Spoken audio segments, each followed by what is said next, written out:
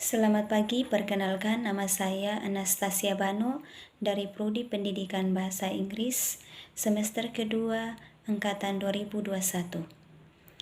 Baik, di video kali ini saya akan melengkapi tugas dari mata kuliah Pendidikan Kewarganegaraan. Saya akan mereview kembali materi pertemuan ke-13 dan pertemuan ke-14. Saya akan memulai dari pertemuan ke-13 dengan tema Wawasan Nusantara. Pengertian wawasan Nusantara.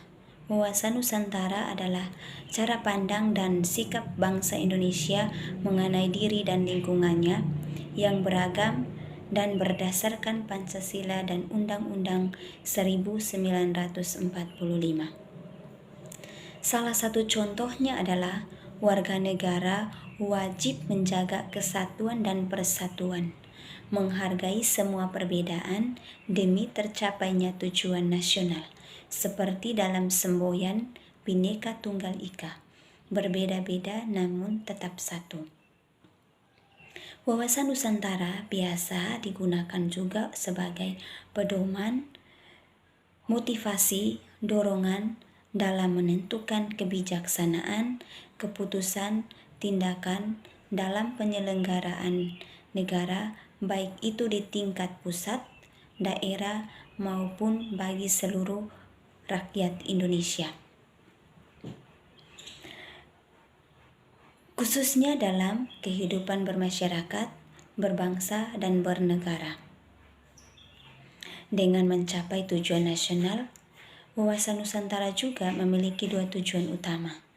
Di antaranya yang pertama, tujuan wawasan Nusantara keluar, dan yang kedua, tujuan wawasan Nusantara ke dalam. Tujuan wawasan Nusantara keluar. Tujuan wawasan Nusantara keluar adalah untuk menjamin kepentingan nasional dalam era globalisasi yang semakin mendunia maupun kehidupan dalam negeri, serta turut melaksanakan ketertiban dunia berdasarkan kemerdekaan, perdamaian abadi, keadilan sosial dengan sikap saling menghormati. Kedua, tujuan wawasan ke dalam adalah untuk menjamin persatuan dan kesatuan di segenap aspek kehidupan nasional, baik itu dalam aspek alamiah maupun dalam aspek sosial. Yang berikut pertemuan ke-14 dengan tema Ketahanan Nasional. Pengertian ketahanan nasional. Pengertian ketahanan nasional secara etimologi. Ketahanan berasal dari kata tahan, yang artinya kuat, tabah, dapat menggigih, dan tidak mengenal lelah, atau kata lainnya tahan banting. Ketahanan memiliki makna mampu tahan, kuat dalam menghadapi segala bentuk tantangan dan ancaman yang ada, guna menjamin keberlangsungan hidupnya. Sedangkan nasional berasal dari kata nation yang berarti bangsa sebagai pengertian politik.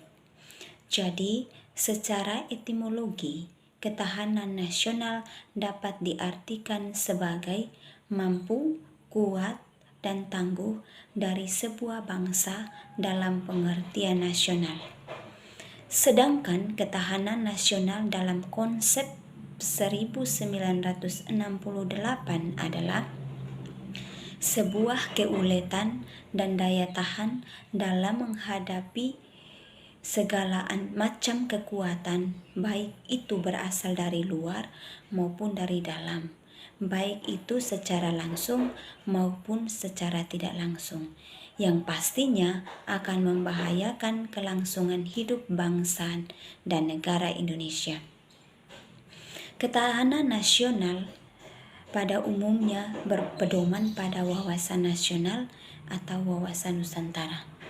Sifat-sifat dari ketahanan nasional antara lain yang pertama, mandiri, dinamis, manunggal atau sifat integratif, berwibawa, konsultasi dan kerjasama.